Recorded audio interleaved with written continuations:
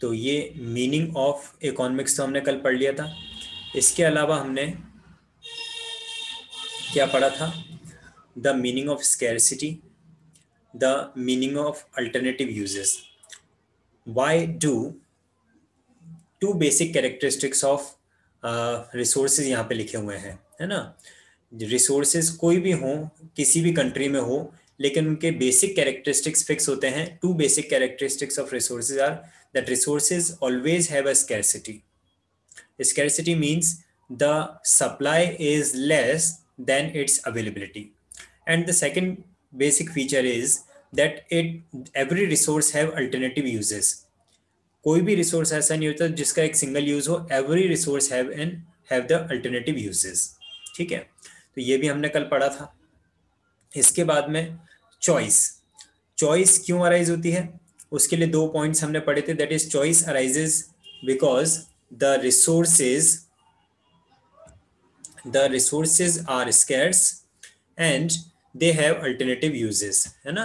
ये भी हमने कल पढ़ा था. that is why do problem of choice arises, because the resources are scarce and resources have alternative uses and they can be allocated to alternative uses. After that हमने पढ़ा था the difference between microeconomics and macroeconomics, जो हम पहले भी पढ़ चुके हैं. मेन तो इसमें डिफरेंस क्या, डिस्टिंक्शन क्या है, core distinction. That is micro economics is the study at the level of an individual, while macroeconomics is an study of the aggregates, that is at the level of an economy as a whole. और आज हमें जो topic पढ़ना है that is positive economics and normative economics. ये भी दो branches of economics हैं, positive economics and normative economics, similar to the micro economics and macro economics. Like micro and macro economics are the branches of branches of economics. Similarly, positive economics and normative economics are also the branches of economics. तो देखिए, अगर हम कहें कि हमारी country में poverty rate कितनी है, अगर हम कहें हमारे कंट्री में पर कैपिटा इनकम पर्सन की, हमारे पॉपुलेशन की पर कैपिटा इनकम कितनी है, अगर हम कहें कि हमारी कंट्री में एग्रीकल्चरल प्रोडक्शन कितना है, तो ये सारे क्वेश्चंस या फिर facts, not questions but these are the facts. First of all the rate of poverty, per capita income, the amount of production, agricultural production, the amount of agricultural production. तो ये सब क्या है, ये डेटाज हैं, ये फैक्ट्स हैं. Suppose for example the rate of poverty in our country is 30%. For example, per capita income in our country is ₹100 per person. The agricultural production in our country can be say 1 crore rupees or 10 crore rupees or whatever. एक hypothetical figure बोल रहा हूँ मैं तो सिर्फ, ठीक है. तो ये सारे क्या हैं, ये facts हैं. और study of poverty, study of production, study of income, ये सब हम कौन से सब्जेक्ट में स्टडी करते हैं? ऑब्वियसली इकोनॉमिक्स में ही स्टडी करते हैं. तो ये जब भी हम फैक्ट्स की बात करते हैं, क्या बोला मैंने, जब भी हम फैक्ट्स की बात करते हैं, whenever we talk about the facts, that is the branch of economics which is studied under positive economics. जब भी हम अपनी इकोनॉमी में किसी भी फैक्ट्स की बात करते हैं, वो फैक्ट्स हम स्टडी करते हैं अंडर द पॉजिटिव इकोनॉमिक्स. और इन्हीं फैक्ट्स को अगर हम इम्प्रूव करना चाहें, फॉर एग्जांपल अगर मैंने कहा rate of poverty in our country is 30%, और अब हम अगर कुछ इसके बारे में सोचते हैं, हम इसके बारे में कुछ इम्प्रूवमेंट के बारे में सोचते हैं. फॉर एग्जाम्पल हम चाहते हैं हाउ टू रिड्यूस पॉवर्टी, तो ये कौन से सब्जेक्ट में आएगा? ये भी इकोनॉमिक्स में ही आता है. Taking decision, how to reduce poverty. अगर मैंने कहा per capita income in our country is ₹100 per person, अब हम अगर पर कैपिटा इनकम बढ़ाना चाहते हैं, हम चाहते हैं कि किसी तरह से हम ₹100 को 120 पर पर्सन कर दें. अगर हम पर कैपिटा इनकम बढ़ाना चाहते हैं तो वो किस में आएगा? वो भी इकोनॉमिक्स में आएगा. अगर हमारा एग्रीकल्चरल प्रोडक्शन 1 करोड़ का है और उसको हम 2 करोड़ करना चाहते हैं, हम अपने कंट्री में प्रोडक्शन बढ़ाना चाहते हैं, वो कौन से सब्जेक्ट में आएगा? ये इम्प्रूवमेंट के बारे में जो डिसीजन हम लेंगे वो भी इकोनॉमिक्स में आएगा। तो जब भी हम फैक्ट्स की बात करते हैं वो तो पॉजिटिव इकोनॉमिक्स होता है, लेकिन जब भी उन फैक्ट्स में हम कोई चेंज करने की बात करते हैं तो वो नॉर्मेटिव इकोनॉमिक्स में आता है। चेंज का मतलब जो भी फैक्ट है, जो भी कंडीशन है, उस कंडीशन को इम्प्रूव करने के लिए जब हम सोचते हैं तो उसे हम नॉर्मेटिव इकोनॉमिक्स में काउंट करते हैं। आई होप आप लोगों को समझ में आया होगा, और इसको और डिटेल में हम पढ़ेंगे अभी एक टेबुलर स्टेटमेंट में।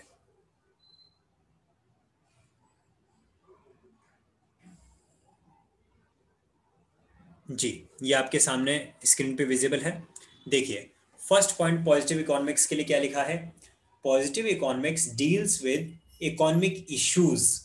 इश्यूज का मतलब क्या होता है, इकोनॉमिक इश्यूज यानी कि economic problem. Positive economics deals with economic issues related to past, present and future. Past में क्या प्रॉब्लम थी, प्रेजेंटली करंटली हमारे पास में क्या प्रॉब्लम है, और फ्यूचर में हमारी क्या प्रॉब्लम्स हमारे पास में हो सकती हैं।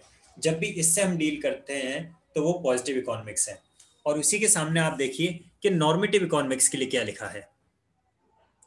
ये पहला पॉइंट हमने पॉजिटिव इकोनॉमिक्स का पढ़ा, अब पहला पॉइंट हम नॉर्मेटिव इकोनॉमिक्स का पढ़ेंगे। नॉर्मेटिव इकोनॉमिक्स के लिए क्या लिखा है।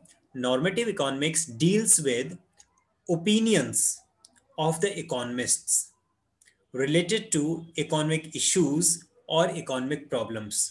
अब देखिए दोनों में डिफरेंस बताता हूँ। पॉजिटिव इकोनॉमिक्स में तो आपने क्या लिया, आपने कहा कि हमारी प्रेजेंट में क्या, हमारी पास्ट में क्या प्रॉब्लम्स थी, हमारी प्रेजेंट में क्या प्रॉब्लम है, और हमारी फ्यूचर में क्या प्रॉब्लम्स हो सकती हैं।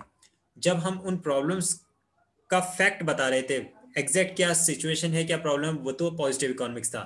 लेकिन वो जो सिचुएशन है, क्या वो सिचुएशन अच्छी है या खराब, क्या वो सिचुएशन इंप्रूव की जा सकती है या नहीं, जब ओपिनियन से हम डील करते हैं तो वो हो जाता है आपका नॉर्मेटिव इकोनॉमिक्स। जब हम नहीं, जब इकोनॉमिस्ट जो होते हैं कंट्री में, वो इकोनॉमिस्ट अपनी ओपिनियन देते हैं whether this situation is good और बैड। फॉर एग्जाम्पल, मैंने आपको बताया था पर कैपिटा इनकम अगर हमारे कंट्री में 100 रुपीज पर पर्सन है, तो इकोनॉमिस्ट अपना ओपिनियन बताएंगे कि क्या 100 रुपीज पर पर्सन ठीक है, या इसको बढ़ाया जाना चाहिए, या इसको कम करना चाहिए।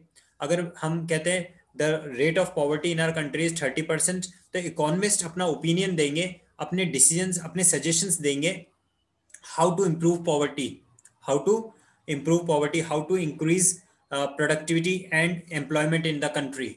ये सारे सजेशंस जब दिए जाते हैं तो वो सजेशंस कौन देता है, वो सजेशंस ऑब्वियसली इकोनॉमिस्ट देते हैं, और वो जो सजेशंस देते हैं तब हम उसको नॉर्मेटिव इकोनॉमिक्स में काउंट करते हैं। चलिए सेकंड पॉइंट हम रीड करते हैं। सेकंड पॉइंट पॉजिटिव इकोनॉमिक्स का, statements of positive economics relate to what was, what is and what would be। देखिए, पास्ट के लिए अगर बात करेंगे तो पास्ट के लिए हो गया what it was, प्रेजेंट के लिए what it is, and future के लिए what would it be। जब भी हम इस तरह के क्वेश्चंस पूछें, for example, what was the rate of poverty in our country in 1990s, what is the rate of poverty in our country currently, and what will be the rate of poverty in our country after 10 years। तो जब जब हम what से deal करते हैं तब तब हम बात करते हैं पॉजिटिव इकोनॉमिक्स की। और सेकंड पॉइंट देखते हैं हम नॉर्मेटिव इकोनॉमिक्स का। Statements of normative economics relate to what ought to be. What ought to be का मतलब है हम क्या चाहते हैं, यानी पॉजिटिव इकोनॉमिक्स ने तो क्या बताया कि क्या है, और नॉर्मेटिव इकोनॉमिक्स बताता है कि हम चाहते क्या हैं। पॉजिटिव इकोनॉमिक्स बता रहा है what it is, but normative economics कह रहा है व्हाट ought टू बी, हम क्या चाहते हैं। ठीक है, पॉजिटिव इकोनॉमिक्स का थर्ड पॉइंट देखते हैं क्या लिखा है। Statements of positive economics are not necessarily the statement of truth. The statements of positive economics are not necessarily the statements of truth. These may be true or they may be false also. For example, somebody says population of India is more than the population of China. Okay, किसी भी एक mister x ने ऐसा statement दिया, the population of India is more than the population of China. It is definitely a positive statement. अब उसने एक statement दिया है, उसके हिसाब से तो उसने एक फैक्ट बता दिया है.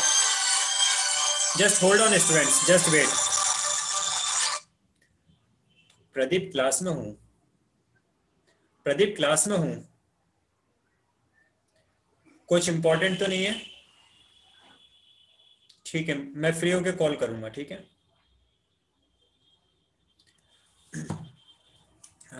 क्या बता रहे थे मैं आपको जी. अब पर्सन ने कहा कि the population of India is more then the population of China. तो उस पर्सन ने एक स्टेटमेंट दे दिया, उसने अपनी नजर में एक फैक्ट बता दिया. So it will be a positive statement and it will come under positive economics. लेकिन हम सब जानते हैं पॉपुलेशन इंडिया की चाइना से ज्यादा तो नहीं है. China is having a greater population. So but it is wrong, one can verify it. तो हम जाके उसको चेक भी कर सकते हैं, डेटाज मंगवा के उसको चेक भी कर सकते हैं. तो इसलिए यहाँ पे कहा गया है that is statement of positive economics. कोई भी स्टेटमेंट हमने दिया, चाहे वो करेक्ट था या रॉन्ग था, लेकिन वो स्टेटमेंट ऑफ पॉजिटिव इकोनॉमिक्स हो जाता है. इसलिए ये लिखा गया है statements of positive economics are not necessarily the statements of truth. These may be true और फॉल्स. इसी तरह से थर्ड पॉइंट पढ़ते हैं हम नॉर्मेटिव इकोनॉमिक्स का. Normative statements can not be termed as true और फॉल्स. न तो हम उनको ट्रू कह सकते हैं, न ही हम उन्हें फॉल्स कह सकते हैं.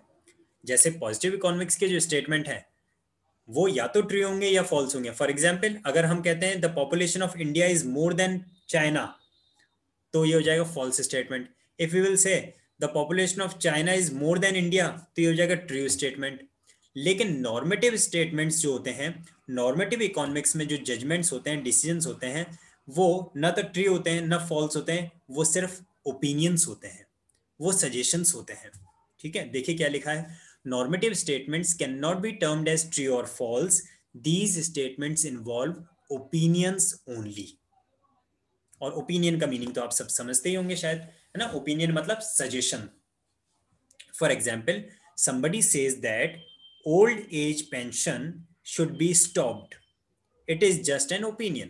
भाई किसी ने कहा कि ओल्ड एज पेंशन रोक दी जानी चाहिए, तो ये एक ओपिनियन है पर्सन का. लोग अपना सजेशन दे रहे हैं, अपना ओपिनियन बता रहे हैं, अपनी जो सोच है वो रख रहे हैं. वो ना सही होती है ना गलत होती है, पर्सन टू पर्सन डिफर कर सकती है.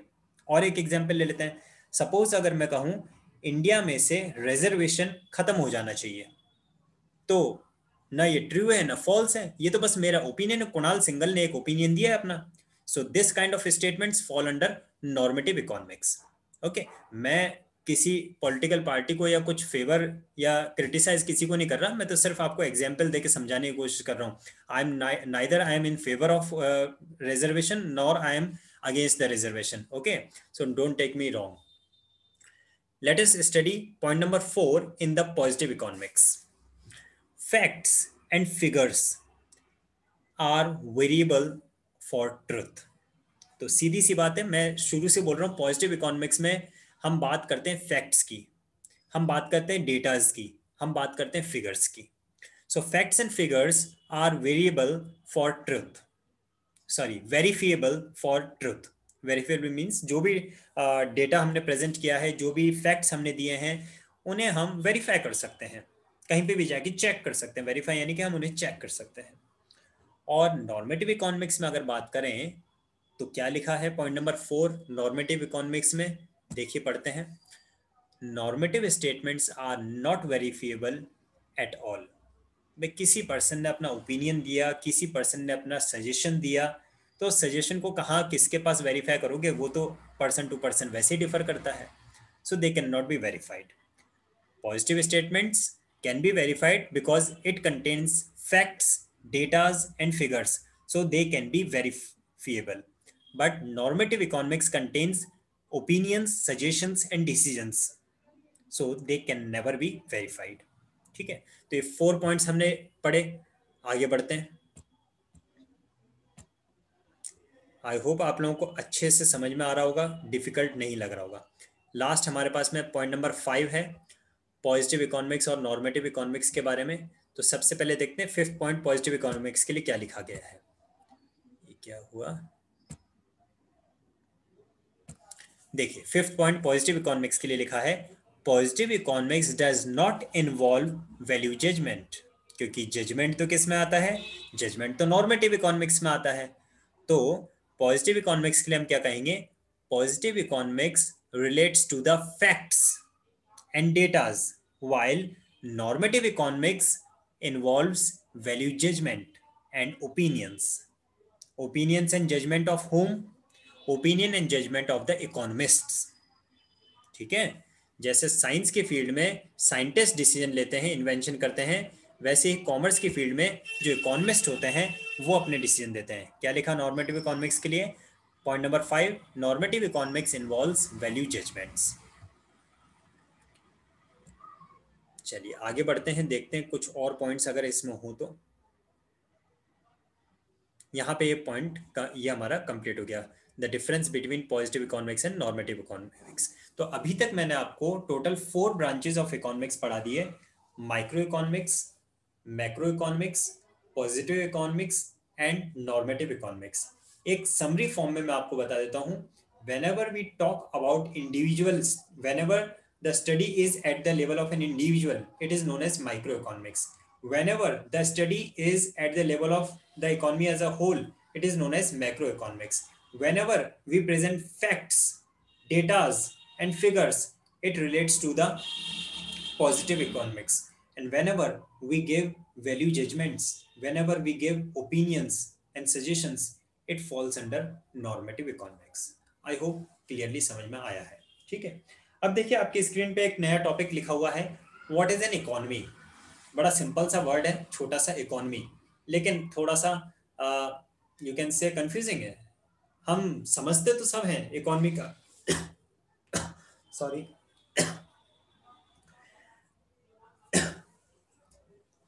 Just hold on.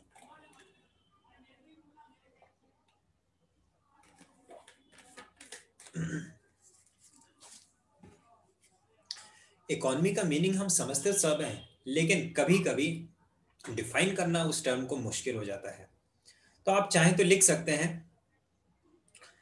Economy is a system, economy is a system spread over a particular geographical area which decides the level of its economic activities।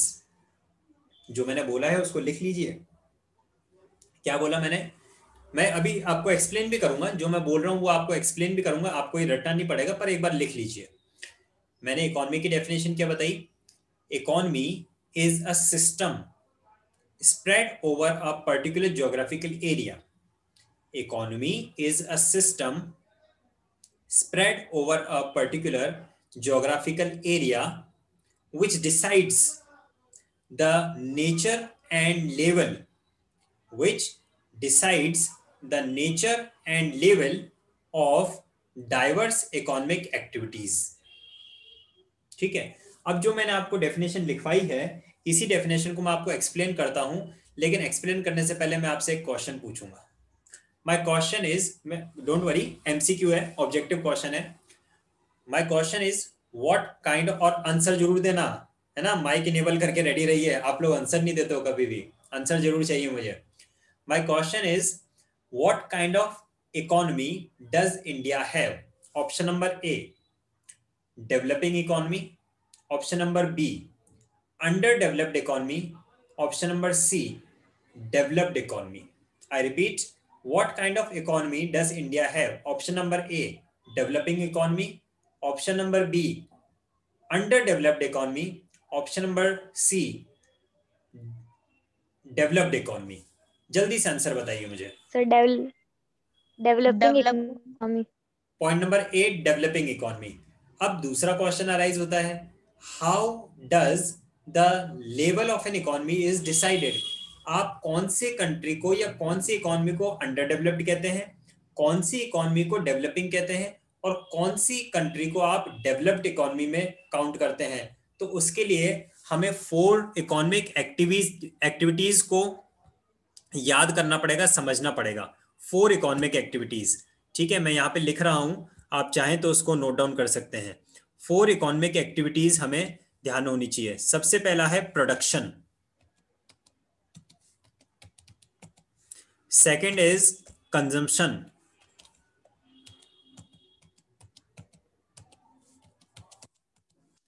Third is investment,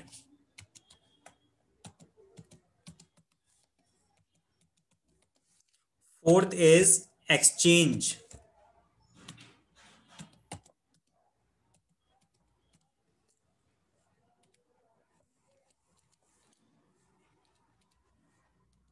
ठीक है। कोई भी ऐसा country जिसमें level of production, consumption, investment and exchange, अच्छा ये है क्या, ये जो मैंने आपको लिखा है ये क्या चीज है, these are the economic activities, ये क्या है ये,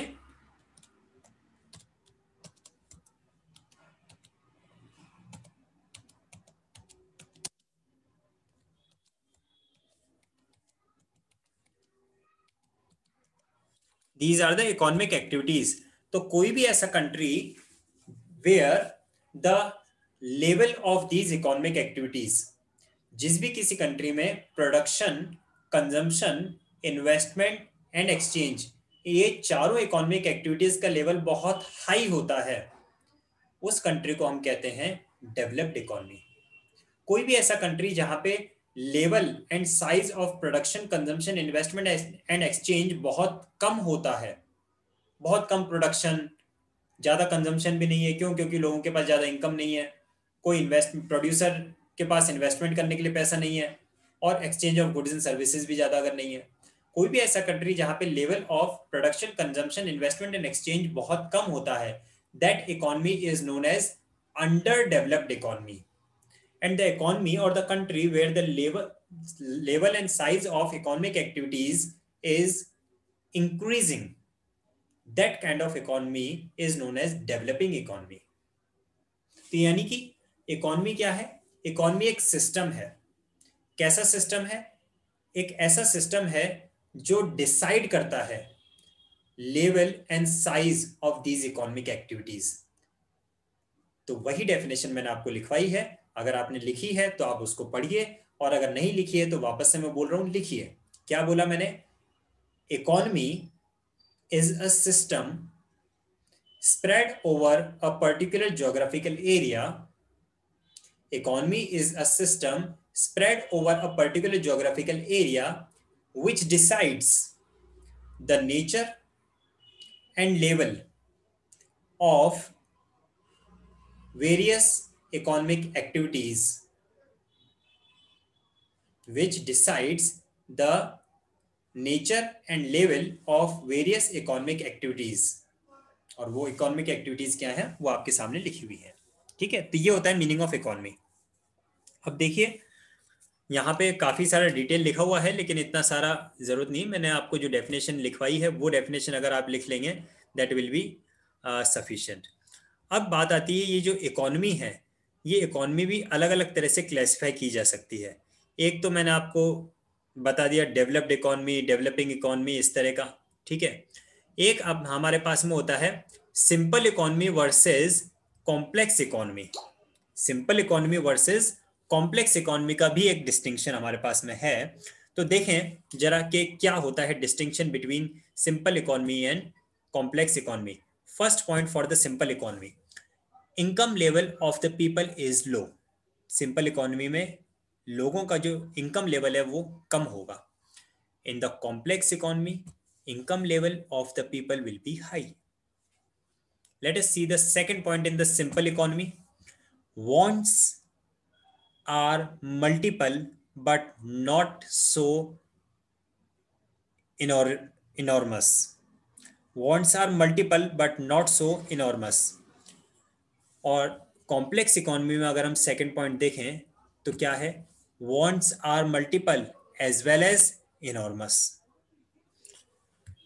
थर्ड पॉइंट देखते हैं। थर्ड पॉइंट सिंपल इकोनॉमी में क्या लिखा है, that is mutual interdependence is limited. अब इंटरडिपेंडेंस किसकी, obviously interdependence of various sectors, firms and household की interdependence on each other.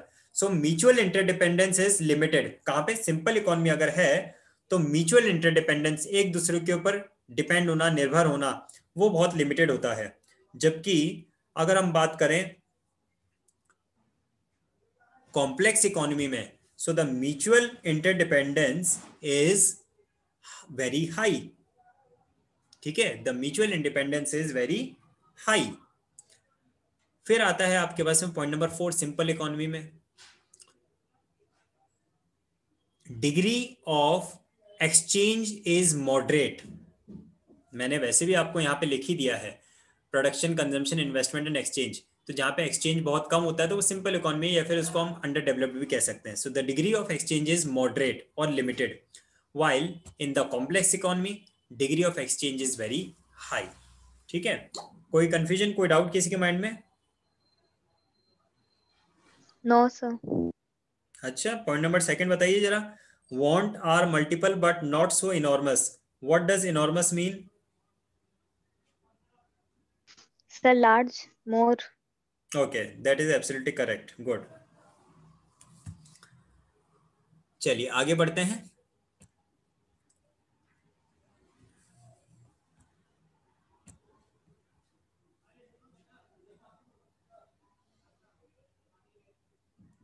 Type of economies की बात कर रहे हैं, तो टाइप्स ऑफ इकोनॉमीज में हमारे पास में 3 तरह की होती हैं। ठीक है, चलिए एक और क्वेश्चन आपसे पूछा जाए। इस बार मैं ऑप्शंस चेंज कर दूंगा, क्वेश्चन वही रहेगा लेकिन इस बार मैं अपने ऑप्शंस चेंज कर दूंगा। The question is what kind of economy does India have? What kind of economy does India have? Option number A, market economy or the capitalist economy, centrally market economy or the capitalist economy. The option number B is socialist economy, that is also known as centrally planned economy, and option number C is mixed economy. ठीक है, point number A is market economy, point number B is socialist economy, and point number C is mixed economy. दीजिए answer दीजिए, what kind of economy does India have? Market economy है, या और इसको simple options कर देता हूं मैं, प्राइवेट सेक्टर इकोनॉमी है, पब्लिक सेक्टर इकोनॉमी है, या मिक्स्ड इकोनॉमी है? हमारे इंडिया में सर मिक्स्ड इकोनॉमी है, बिल्कुल करेक्ट है। अगर हम बात करें रशिया की, सो Russia is having a centrally planned economy.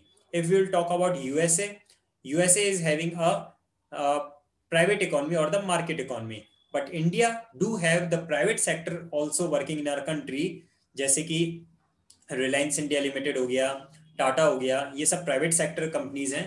और together with that we do have the government sector also working in our country, जैसे कि रेलवेज। तो हमारे कंट्री में मिक्स्ड इकोनॉमी है जहाँ पे प्राइवेट सेक्टर भी और पब्लिक सेक्टर भी है। ठीक है, तो यहाँ पे हमें टाइप्स ऑफ इकोनॉमीज में यही तीनों तरह के पढ़ने हैं। ऊपर आप देख सकते हैं आपके हेडिंग्स जो लिखी हुई हैं, क्या क्या है। सबसे पहले का नाम है कंट्रोल्ड और सेंट्रली प्लान्ड इकोनॉमी। कंट्रोल्ड और centrally planned economy, this kind of economy is also known as socialist economy.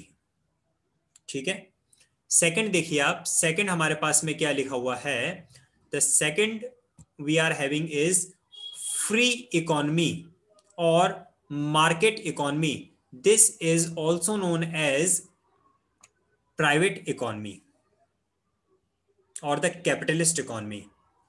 जो सेंट्रली प्लान्ड इकोनॉमी है उसे हम सोशलिस्ट इकोनॉमी भी कहते हैं, और जो मार्केट इकोनॉमी है उसे हम कैपिटलिस्ट इकोनॉमी भी कहते हैं। And the third option we do have is that is mixed economy. It means which has the combination of private sector as well as public sector, जिसमें गवर्नमेंट सेक्टर ऑर्गेनाइजेशंस भी हैं और private individuals की organisations भी हैं, वो होती है हमारी मिक्स्ड इकोनॉमी। और इनके नेम से आपको पता चल जाएगा इसके डिस्टिंक्शन में क्या क्या आएगा। अगर मैं बात करूं सेंट्रली प्लान्ड इकोनॉमी की, तो सेंट्रली प्लान्ड वर्ड से पता चल रहा है that in the centrally planned economy government intervention is more. Centrally planned word है ना, यानी सेंट्रल गवर्नमेंट जो होती है उसका इंटरवेंशन रहता है। इंटरवेंशन किस कंसर्न में? Intervention in concern of the economic activities. What are the economic activities? There are 4 economic activities. Name them. There are 4 economic activities, that is production, consumption, investment and exchange.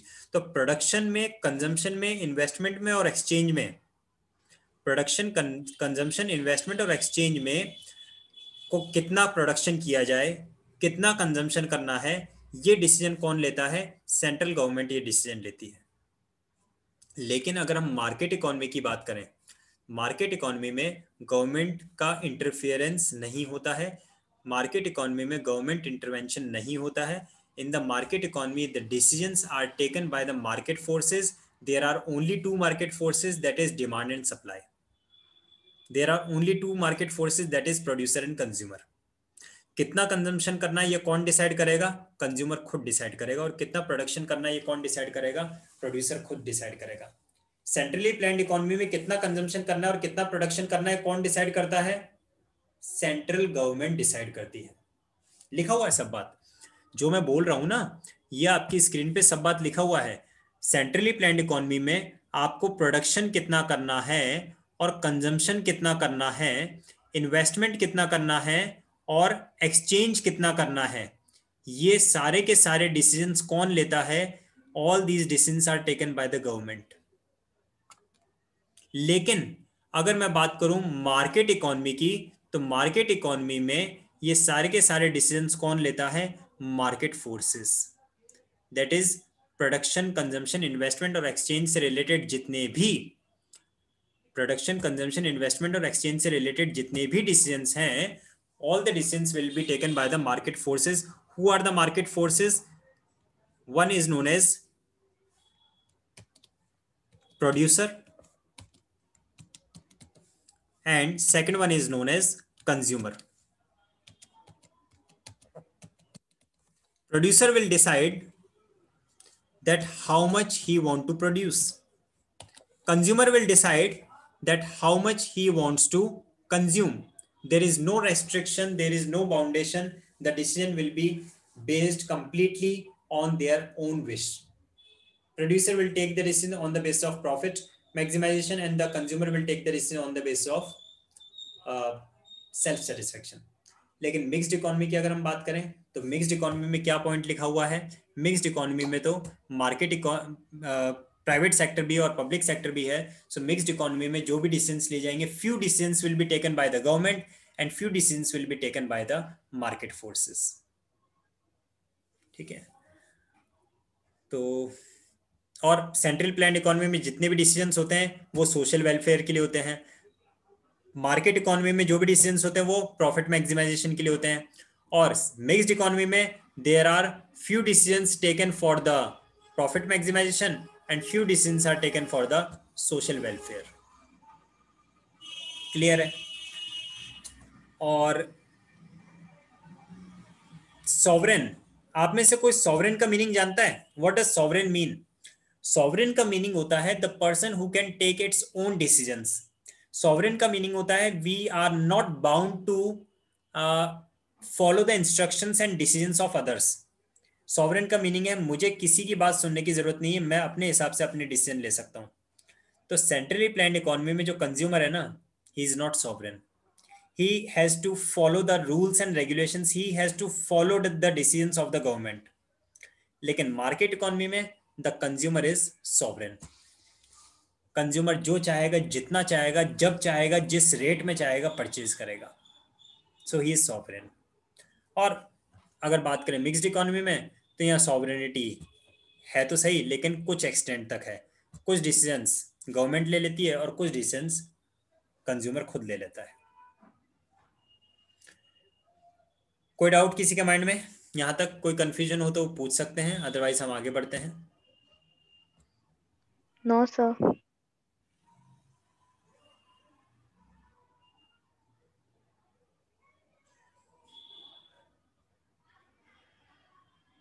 तो अब ये कुछ explanation है, इसको आप read करना अपनी book में से। जो मेन इसका कोर था वो मैंने आपको एक्सप्लेन कर दिया।